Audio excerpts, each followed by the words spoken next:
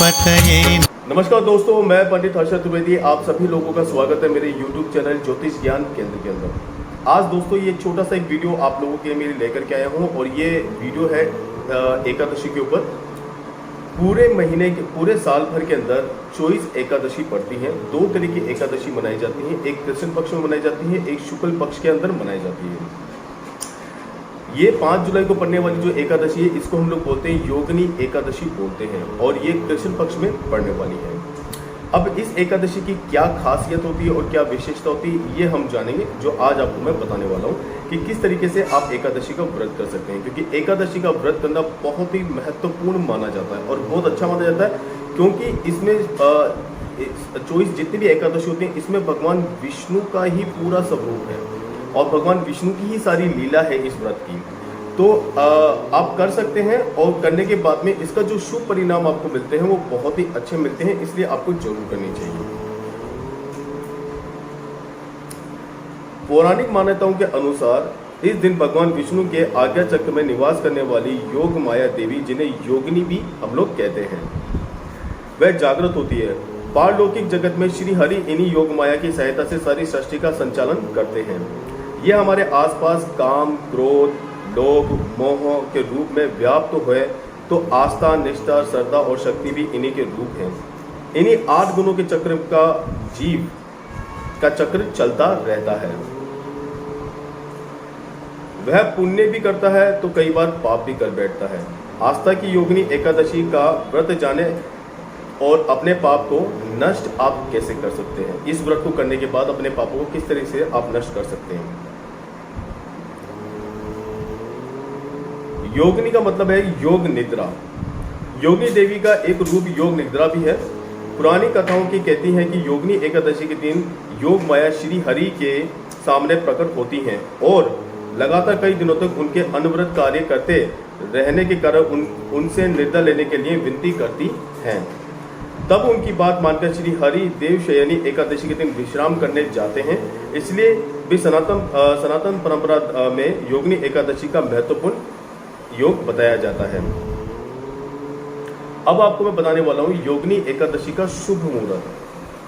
हर वर्ष आषाढ़ महीने की कृष्ण पक्ष की 11वीं तिथि को योगिनी एकादशी का व्रत रखा जाता है। साल 2021 में योगिनी एकादशी 5 जुलाई को सोमवार के दिन पड़ रही है। 5 जुलाई यानी कल ही है योगिनी एकादशी का व्रत रखा जाएगा और अगले दिन यानी 6 जुलाई को मंगलवार के दिन पारण किया जाएगा। योगिनी एकादशी का पारण मुहूर्त जो रहेगा वो रहेगा सुबह 5:28 से शुरू हो जाएगा, जो 8:15 तक इसका समापन हो जाएगा। ऐसे में पारण मुहूर्त की कुल अवधि रहेगी 2 घंटे 46 मिनट की। अब आपको मैं बताने जा रहा हूँ योगिनी एकादशी की पूजा विधि। योगिनी एकादशी के व्रत नियमों की शुरुआत 10वीं तिथि से हो जाती है। ऐसे में योगिनी एकादशी का व्रत करने वाले जातकों को 10वीं तिथि की रात में ही जौ, गेहूं, मूंग की दाल से बनी किसी भी चीज का सेवन नहीं करना चाहिए।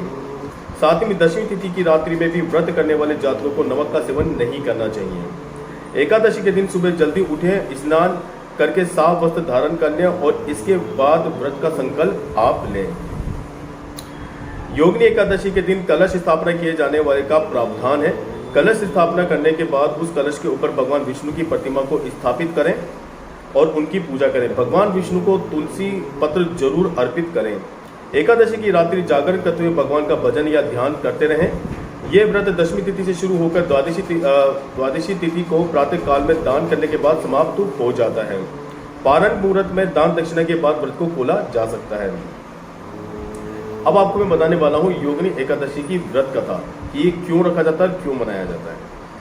अलकापुरी में कुबेर का राज्य था। उनके बगीचे में हेम नाम का एक माली काम करता था। वह राजा के लिए पूजा के फूल लाता था। हेम की पत्नी विशालाक्षी सुंदर स्त्री थी। एक दिन वह मानसरोवर से पुष्प ले आया और लेकिन राजा को देने नहीं गया, बल्कि अपनी पत्नी के साथ कामासक्त हो गया। इधर राजा को फूलों का इंतजार करते करते दोपहर हो गई। जब उन्हें पता लगवाया कि हेम माली कहाँ है तो पता चला कि वे एक सरोवर में अपनी पत्नी के साथ जल क्रीड़ा कर रहा है। क्रोधित कुबेर के श्राप से हेम माली का स्वर्ग से पतन हो गया और पृथ्वी पर गिर गया। भूतल पर आते ही उसके शरीर में श्वेत कोढ़ हो गया। उसकी स्त्री का भी उस समय लोप हो गया। हेममालिनी की दुर्गति हो गई। शिवजी की पूजा के प्रभाव से उसको पिछले जन्म की स्मृति रह गई थी। एक दिन ऐसे ही भटकते हुए हेम मार्कंडेय ऋषि के आश्रम में पहुंचा। उसे देखकर मार्कंडेय ऋषि उसकी स्थिति समझ गए और बोले, कष्ट मत करो हेम, मैं तेरे उद्धार के लिए एक व्रत बताता हूँ। अगर तुम आषाढ़ मास के कृष्ण पक्ष की योगिनी नाम की एकादशी का व्रत अगर विधि पूर्वक करते हो तो तुम्हारे सारे पाप नष्ट हो जाएंगे। ये सुनकर हेममालिनी ने अत्यंत प्रसन्न होकर मुनि को साष्टांग प्रणाम किया और मुनि ने उन्हें स्नेह के साथ उठाया। हेममालिनी ने मुनि के कथानुसार विधि पूर्वक योगिनी एकादशी का व्रत किया और इस व्रत के प्रभाव से अपने स्वरूप में आकर वह अपनी स्त्री के साथ सुखपूर्वक रहने लगा।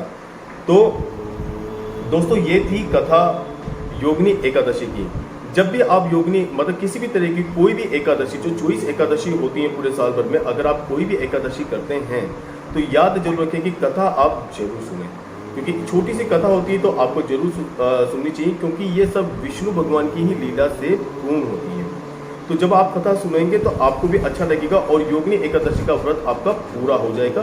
किस वजह से आपने रखा है और क्या कारण है इसका रखने का।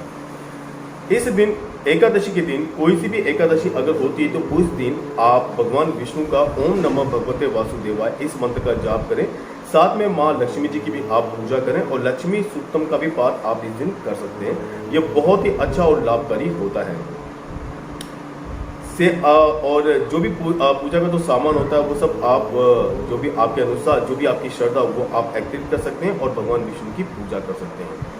तो मैं आशा करता हूँ कि आपको मेरा छोटा सा वीडियो जरूर पसंद आए और आप मेरे चैनल को सब्सक्राइब करें, लाइक करें और ज़्यादा से ज़्यादा आप मेरे वीडियो देख सकें। आप सभी लोगों का बहुत बहुत धन्यवाद।